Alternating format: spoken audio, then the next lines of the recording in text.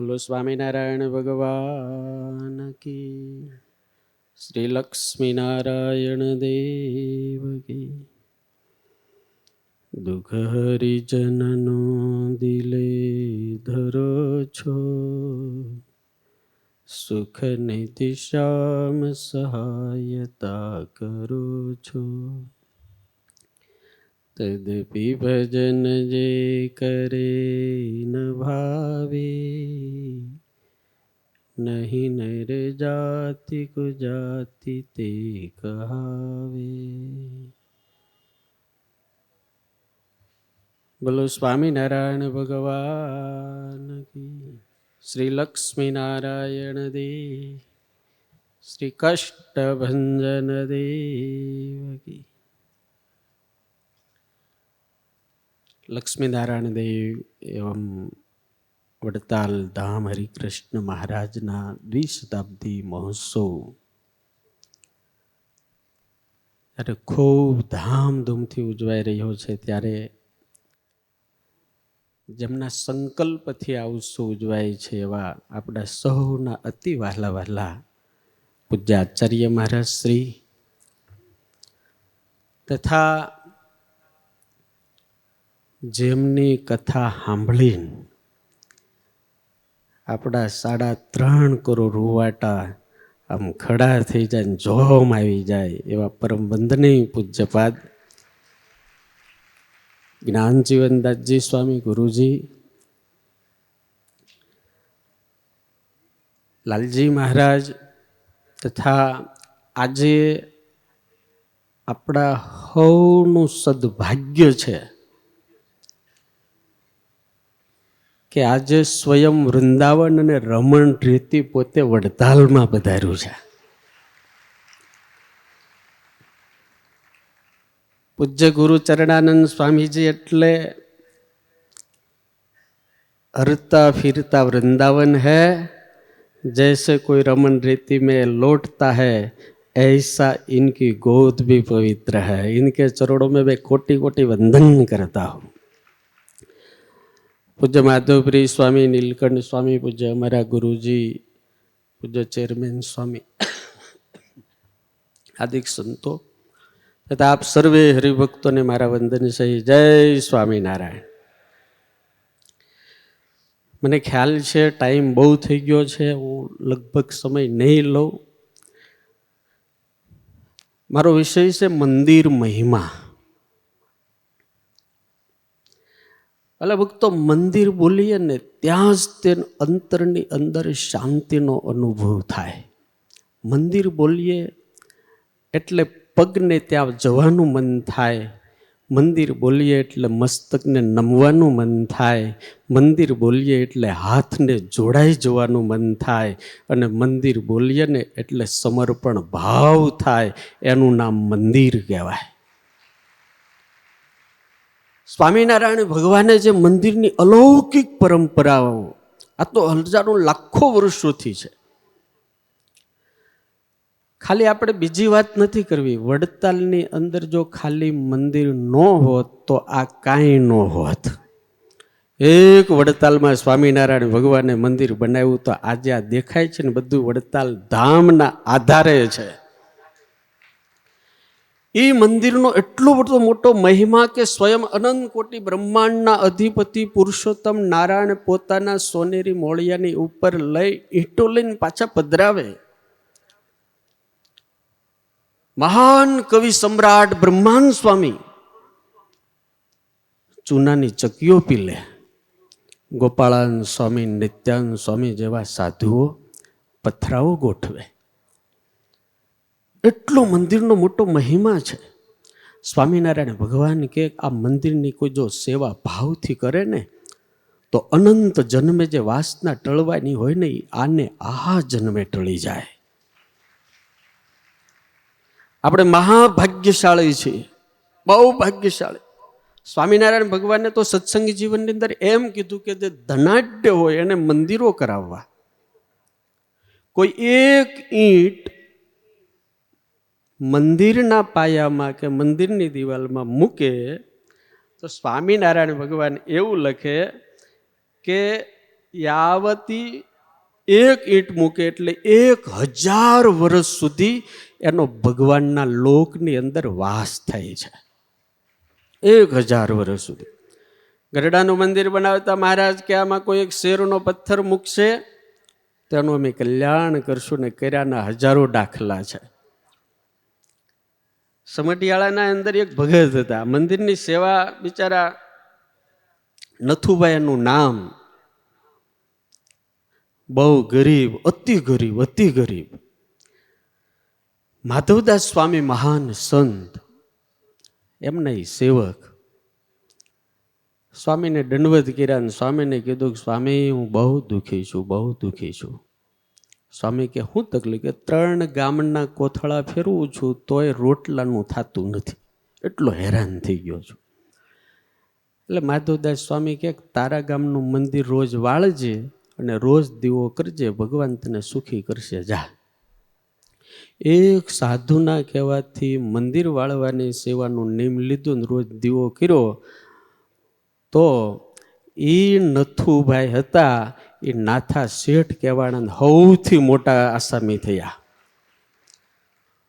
આવા તો હજારો દાખલા છે. મેં એવું કેટલું જોયું છે કે જે એવા ભયંકર રોગ હોય અને મંદિર વાળવાની સેવા કરે એટલા રોગ જતા રહે. એ મારા બાપ દેહના તો રોગ જતા રહે, પણ મંદિર વાળે ને એના આત્માના રોગ પણ ભવના રોગ જતા રહે. આ મંદિરની મોટો મહિમા છે. મહારાજે નિષ્કુળાનંદ સ્વામી લખ્યું, જેણે કરી મંદિરની સેવા રે, જેણે સેવા સંત મુક્ત જેવા રે.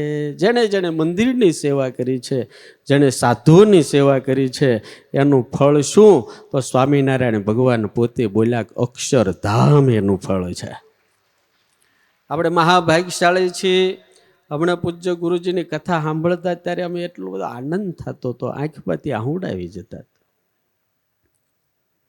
કે 200 વર્ષ પહેલા જે કાળ હતો ને વાલા ભક્તો, 200 વર્ષ પહેલા એ કાળ આજે ફરીને આપણને યોગ પ્રાપ્ત થયો છે. મહારાજ હતા શ્રીજી મહારાજ અને ગોપાળાનંદ સ્વામી, મુકાનંદ સ્વામી, એ વખતે જે સમય હતો ને વાલા બાપા, એ સમય આજ ફરીને આપણને પ્રાપ્ત થયો છે. 100 વર્ષ પહેલા રઘુવીરજી વિહારીલાલજી મહારાજે પ્રસાદીની વસ્તુઓ ભેગી કરી અક્ષરભુવન બનાવ્યું. આજે પૂજ્ય સ્વામીએ જે પત્ર વાંચ્યો ને એ સાંભળતા સાંભળતા એમ થતું હતું કે આમાંથી કેટલાય ભગવાનના એવા લાડલા ભગત હશે કે એની આગળ અલૌકિક પ્રસાદીની વસ્તુ હશે. આવો પત્ર લખીને જો બાપજીને અર્પણ કરશો ને તો 100 વર્ષ પછી પાછા કોક આવા સાધુ તમારી વાતો કરશે. યાર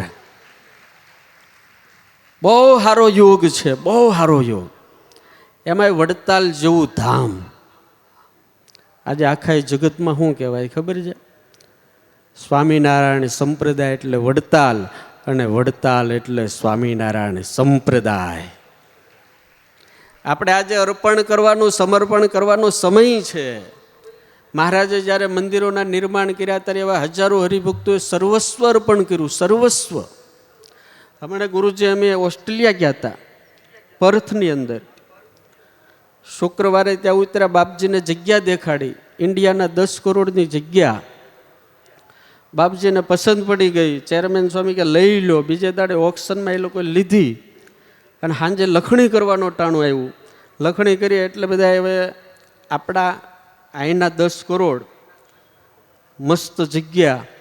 તો લખણી કરતાં કરતાં બધા ભક્તો 5 કરોડ સુધી તો બોલ્યા. હજી આ બધા ત્યાં ગયેલા છે કે એવા ધનપતિઓ નથી, ગયા ને 10-12 વર્ષ થયા છે. એમાં એક લાલજીભાઈ કરીને હરિભગત ઊભા થયા અને એને એવું કીધું કે આખી જમીન દસ્તાવેજ સહિત હું એકલો આપી દઈશ કે. ગુરુજી આશ્ચર્યની વાત તો એ છે કે સાંજે જ્યારે એમ બધા ભેગા થયા ત્યારે હરિભક્તોએ બાપજીને એવું કીધું કે જે લાલજીભાઈ આ સંકલ્પ 2 જ મહિનામાં પાછા પૈસા પૂરા કરવાના, 2 જ મહિનામાં. એ કે આ જે લાલજીભાઈ બોલ્યા છે ને એને પોતાનું રહેવાનું મકાન નથી, ભાડે મકાનમાં રહે. એટલે આવા હરિભગત સમર્પણ એટલે ધન્ય છે. એ વખતે જેવું સમર્પણ હતું ને એવું આજે પણ આચાર્ય મહારાજ અને સાધુઓની કૃપાથી દેખાઈ રહ્યું છે. હું તો કાયમ એક વાત કરું ને સ્વીકારું છું ને ભક્તોને કહું કે આપણે ભાગ્યશાળી છીએ, મહાભાગ્યશાળી, અતિ ભાગ્યશાળી કે પૂજ્ય બાપજી, પૂજ્ય જ્ઞાનજીવન સ્વામી, પૂજ્ય માધવપ્રિય સ્વામી જેવાના યુગમાં આપણને શ્વાસ લેવાનું સદભાગ્ય પ્રાપ્ત થયું છે. બહુત ભાગ્યવાન હૈ, બહુત ભાગ્યવાન. આવા સાધુ આપણા ભાગ્યમાં આવ્યા. આ માથા ઉપર આવા સત્પુરુષોએ હાથ મૂક્યા હોય, આ માથા ઉપર અથાણાવાળા સ્વામીએ હાથ મૂક્યા હોય, આ માથા ઉપર કાનજી ભગતે હાથ મૂક્યા હોય, આ માથા ઉપર ઘનશ્યામ જીવન સ્વામીએ હાથ મૂક્યા હોય, આ માથા ઉપર જ્ઞાનજીવન સ્વામી જેવા હાથ મૂક્યા હોય. મારા બાપ, આનાથી મોટું ભાગ્ય હોય જ નહીં આપણું. બસ આપણાથી જેટલી થાય એટલી વડતાલની સેવા કરજો. આ વડતાલ ધામ છે ને દિવ્ય છે. આ વડતાલ છે એ સ્વામિનારાયણ ભગવાન છે ને સ્વામિનારાયણ ભગવાન છે એ જ વડતાલ ધામ છે. અહીંયા સાક્ષાત મહારાજ બેઠા છે. આ જ અક્ષરધામ. કારણ કે હરિકૃષ્ણ મહારાજ સ્વામિનારાયણ ભગવાન બોલી ગયા કે અક્ષરધામની અંદર અને ધર્મ ભક્તિ થકી પ્રગટ થયા અમે અને અમારા થકી પધરાવેલા હરિકૃષ્ણ મહારાજ આ ત્રણમાં તલ માત્ર ફેર નથી. એટલે જેનાથી જેટલું થાય એટલું કરી છૂટજો. કારણ કે આવો યોગ ફરીને પાછો આપણને મળવાનો નથી. બહુ સારા છે આ સંતો. અને એમાંય દેવ સ્વામી અને આ કોઠારી સ્વામીને જેટલા વંદન કરીએ એટલા ઓછા. બહુ સહન કરે મારા બાપ. આ બધા સહયોગ તો કરે, સમજ્યા? બધા સહયોગ કરે, બધા સહયોગ કરે, બધા જ. પણ ગુરુજી નગારું તો એ બેયના માથે હો. ગમે તે સાધુ કે 25 રૂમ જોહે, 100 ટેન્ટ જોહે, કોઈક બધા અલગ અલગ સેવા બધા બહુ સંભાળે છે. અમને પણ ચેરમેન સ્વામી કીધું કે તમારે સહયજમાન થવાનું. આ કથાના સહયજમાન અમારા ગુરુ. આ ઉત્સવની અંદર ગુરુજી વેલકમની સેવા અમારી છે મોટા મોટા. અને આખા ઉત્સવના સંડાસ બાથરૂમ સાફ કરવાની સેવા પણ અથાણાવાળા સ્વામીના ચેલાઓ કરે. એટલે બહુ મોટું ભાગ્ય છે. આ ઉત્સવમાં આપણાથી જેટલું થાય એટલું આપણે બધા કરી છૂટવાનું છે.